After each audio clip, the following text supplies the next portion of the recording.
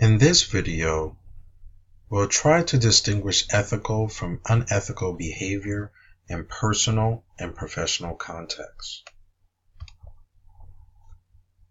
What are ethics? Well, ethics is a term that refers to a code or moral system that provides criteria for evaluating right and wrong.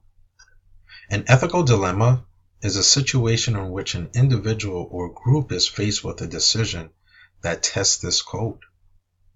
Many of these dilemmas are simple to recognize and resolve. For example, have you ever been tempted to call your professor and ask for an extension on the due date of an assignment by claiming a fictitious illness? Well, temptation like this will test your personal ethics. Ethics specifically deals with the ability, again, to distinguish right from wrong. Accountants, like others operating in the business world, are faced with many ethical dilemmas, some of which are complex and difficult to resolve. For instance, the capital markets focus on periodic profits may tempt a company's management to bend or even break accounting rules to inflate reported net income. In these situations, technical competence is not enough to resolve the dilemma.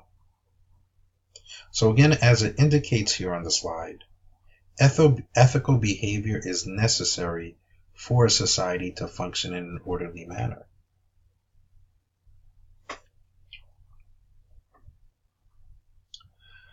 So continuing on, what are ethics? And as far as ethical behavior, there are two primary reasons why people usually act unethically.